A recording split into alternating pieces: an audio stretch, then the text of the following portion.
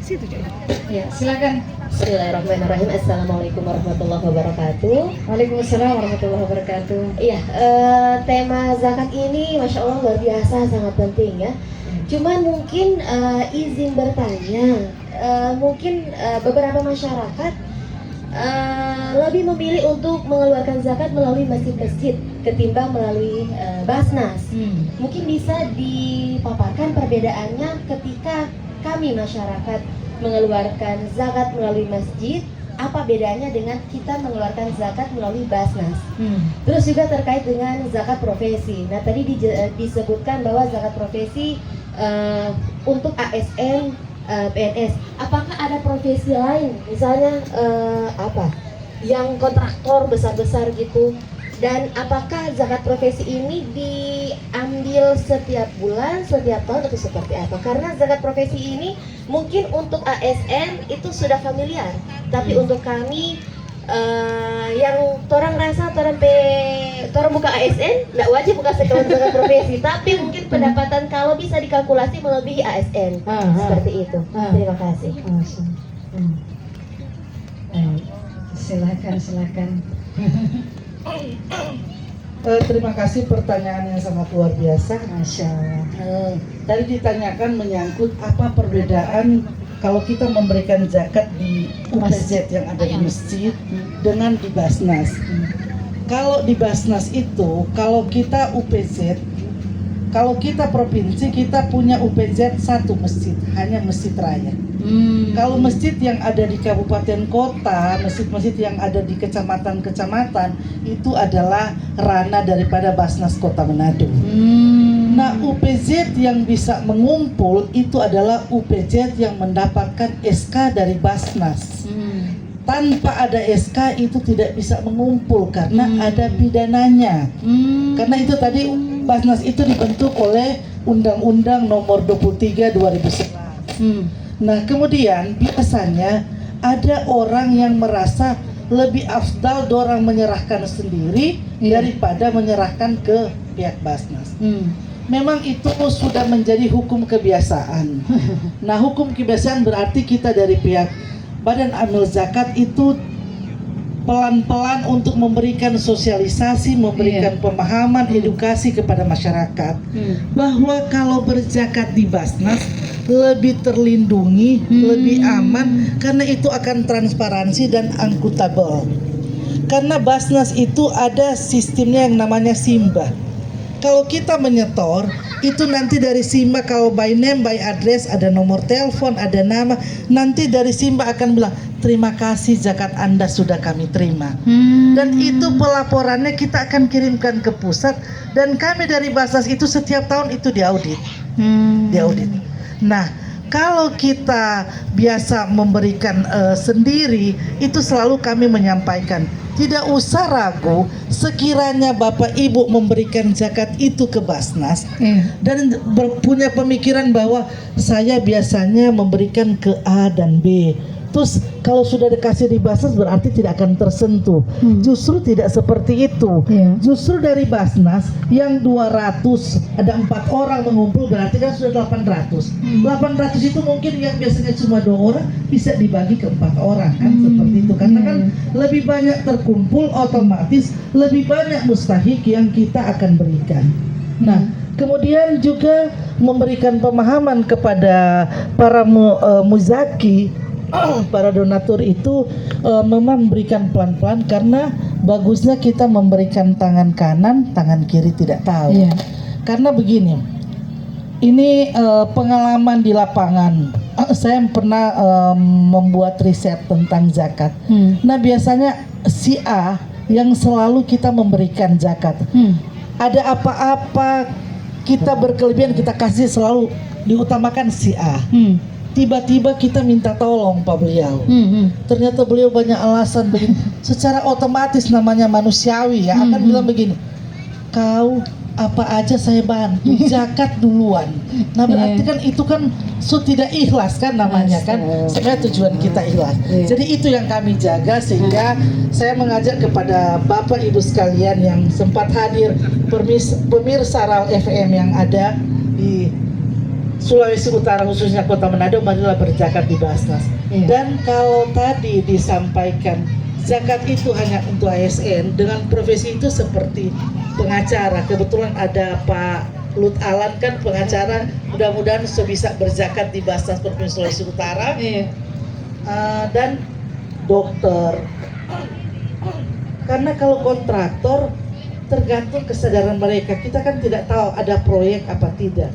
Kalau dia profesi yang punya list plang, maksudnya ada namanya kan kita tahu.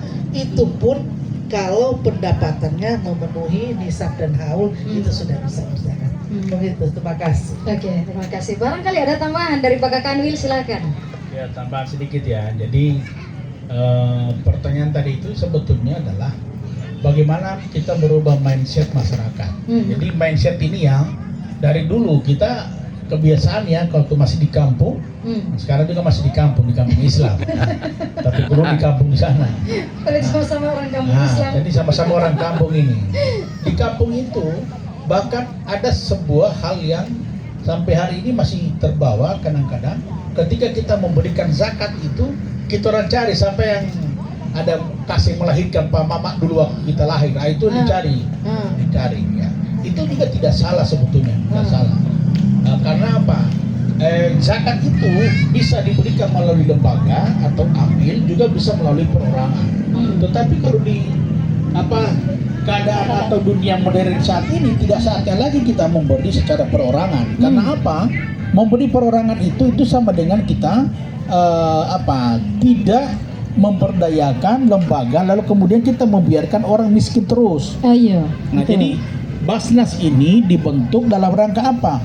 Untuk membangun sebuah kesadaran kolektif, lalu kemudian memberikan sasaran-sasaran zakat ini supaya betul-betul tercapai, sehingga zakat yang dilakukan oleh Basnas itu tidak sekedar dikumpul lalu diberi. Mereka itu mengkaji sebelum didistribusi, lalu kemudian bahkan ada yang sekarang untuk Basnas itu tidak sekedar memberi bantuan sembako, uang tunai, tetapi dalam bentuk misalnya usaha kerja atau modal kerja ya, bulut ya. Nah, untuk UMKM ini kan penting. Iya. Kalau kemudian kita kasih orang per orang, itu tidak seberapa dia dapat. Dia makan hari ini, besok selesai, sudah habis. Iya, Nah, tapi betul. kalau lewat Basnas, itu pasti akan terkelola dengan baik. Namun demikian, kita tidak bisa pungkiri untuk membangun trust masyarakat ini perlu. Dulu ketika orang tidak percaya, ketika diberi kepada lembaga, orang mengatakan bahwa nanti uang kami tidak tersalurkan. Nah, ini yang mindset yang harus kita rubah. Kalau ini tidak berubah, kapanpun kita tidak akan bisa mengandalkan yang namanya Basnas ini menjadi sebuah lembaga yang kita harapkan menjadi bagian daripada pengumpul uang-uang yang dari mustahik ini, dari para muzaki ini, lalu dikelola, lalu itu diberikan. Itu yang pertama. Yang kedua, ini berkaitan dengan masjid. Jadi kalau masjid itu ada UPZ-nya tadi sudah disampaikan untuk pengurus zakat. Nah, baru kemudian ada profesi. Nah, jadi kita memberikan zakat itu ini tidak sekedar terbatas zakat fitrah. Jadi ada zakat mal, ada zakat profesi. Nah, mereka yang tidak terkumpul dengan, kita kan memiliki harta. Contoh misalnya, kalau sebentar ini ada, kebetulan saya lihat ada Ustadz Husain Peju. Misalnya kalau boleh nanti jadi komisaris, kalau baru memiliki zakat, gaji yang sudah memiliki nisab dan kemudian haulnya, wajib memberi kepada Pak Kanwil, memberi kepada Basnas untuk zakatnya. Jadi ini yang harus dibangun mindset. Jangan sampai ketika dia mendapatkan gaji yang sudah memiliki nisab untuk diberikan zakat, lalu kemudian dibuat alasan bahwa saya tidak secara bagi 1 tahun saya hitung tidak memenuhi nisab. Kenapa? Karena sudah saya kasih ke sana, saya kasih ke kanan, saya ke sana. Ini hal yang harus kita betul-betul kita rubah mindset umat dalam berpikir memberikan zakat. Saya kira itu, dan mari kita sama-sama untuk memberikan kepercayaan kepada Basnas. Mereka ini ditunjuk, diseleksi, lalu diberi kepercayaan. Ya, mereka ini orang-orang yang berintegritas. Jadi sehingga tidak ada lagi yang dikatakan kami tidak percaya kepada badan zakat. Nah, ini kalau kapan lagi, siapa lagi yang kita percaya kalau kemudian kita tidak percaya kepada Basnas. Saya kira Oke. itulah. Nah, kalau sekarang ini kan baik secara nasional maupun wilayah atau kabupaten kota, mohon maaf, kami melihat ada banyak ya lembaga atau ormas yang kemudian melakukan pengumpulan terhadap baik zakat, infak dan sedekah, dan mereka tetap menyalurkan dan ada bukti-bukti pelaporan bahwa mereka menyalurkan. Nah, kira-kira gimana ya untuk apa namanya dalam pengumpulan ini? Apakah mereka memang bisa untuk tetap berada di dalam pengumpulan dan kemudian penyalurannya secara independen, atau seperti apa kira-kira yang mungkin perlu untuk disampaikan kepada masyarakat agar supaya tidak ada kesalahpahaman di antara masyarakat? Jadi begini, memang kita tahu bersama bahwa selain Badan Amil Zakat, ada juga las-las yang ada lembaga amil zakat. Itu mereka harus dapat izin atau rekomendasi dari Basnas. Oh. Tanpa izin dari Basnas, itu mereka tidak bisa mengumpul. Karena itu yang saya bilang tadi, di Undang-Undang Pasal 29 kalau tidak salah itu menyatakan mereka yang akan melakukan pengumpulan harus ada izin dari Basnas atau rekomendasi dari Basnas. Karena kenapa? Mereka wajib memberikan laporan kepada kita. Karena mereka itu nantinya akan diaudit. Jadi semua yang melakukan pengumpulan itu diaudit. Malahan sekarang Basnas ini untuk pengumpulan itu sudah masuk, karena ini ada menyangkut keuangan, masuk dengan kategori undang-undang korupsi. Jadi sudah bukan tindak pidana umum, tapi tindak pidana korupsi. Padahal ini bukan uang negara. Ini uang daripada mustahik dan para pengusaha, para muzaki dan donatur yang mempunyai kelebihan, yang berzakat bukan uang negara. Tapi itu pun sudah dilakukan dan menjadi jurisprudensi itu Basnas dari Kalimantan Ilir kalau tidak salah. Itu masuk setelah diperiksa di audit itu mereka menyalahgunakan, karena jangankan menyalahgunakan dana, menyelewengkan dana, kita aja zakat itu harus dikeluarkan sesuai dengan 8 asnaf. Kita salah kamar, yang fakir kita dapat taruh di miskin itu temuan. Seperti itu. Jadi memang benar-benar zakat itu agak ketat. Beda kalau infak sedekah. Kalau infak sedekah kita melakukan umpamanya ada acara seremonial atau apa yang ada kaitan lupa kayak tadi lomba-lomba itu bisa seperti itu. Kalau yang di zakat itu seperti santunan anak yatim, itu bisa ambil dana zakat. Dan perlu para pemirsa RAL FM yang setia, bahwa kami dari Basnas Provinsi Sulawesi Utara itu mempunyai 5 program. 5 program yaitu Sulut Cerdas, Sulut Makmur, Sulut Takwa, Sulut Peduli, dan Sulut Sehat. Nah, itu kalau toh ada permohonan daripada mustahik, itu kita tidak serta-merta memberikan, tapi kita harus ada persyaratan yang harus dipenuhi. Yang pertama itu kita akan survei, benar enggak beliau itu patut dibantu, ya harus di asesmen dulu, baru kita rapatkan dan akan bikin persetujuan, dan itu selalu dirapatkan dan harus semua pimpinan tahu. Jadi kalau karena kita kolegial, tidak masing-masing, kolektif kolegial. Jadi hal-hal itu seperti itu yang tadi yang perlu saya sampaikan. Dan alhamdulillah Basnas Provinsi Sulawesi Utara selalu bersinergi dengan Basnas Pusat dan mendapat bantuan berbentuk program. Jadi mereka tidak memberikan berbentuk uang, tapi berbentuk program yang mungkin Bapak dan Ibu sering melihat sekarang sudah ada Zmart. Zmart itu bantuan dari Basnas. UMKM ya? Ya, Basnas di kios-kios yang menengah yang menengah ke bawah itu diberikan bantuan 7,5 juta tanpa dikembalikan, cuma ada pendamping yang akan melihat apa usahanya tuh ada peningkatan. Di kelurahan. Itu 4 juta untuk voucher pembelian barang, 3 juta untuk branding. Oh. Kemudian juga ada program RTLH, Rumah Tidak Layak Huni. Iya. Itu kita kerjasama dengan Basnas Pusat dan PUPR itu 25 juta. 20 itu untuk pembelian material dengan ukuran rumah 5x7 dan 5 juta itu untuk upah bas. Alhamdulillah kalau orang melihat dengan angka, mendengar dengan angka 25 juta, mana mungkin bisa Iya. bangun rumah. Iya. Tapi alhamdulillah mungkin dengan berkahnya dana zakat Masya Allah.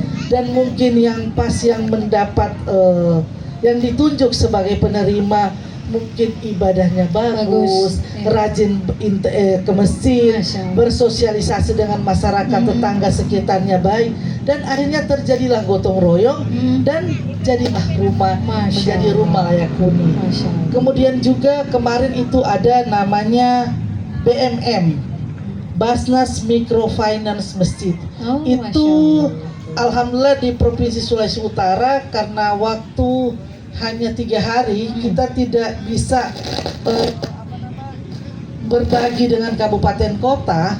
Itu kita mendapatkan seharusnya setiap provinsi 2 dibagi per kecamatan.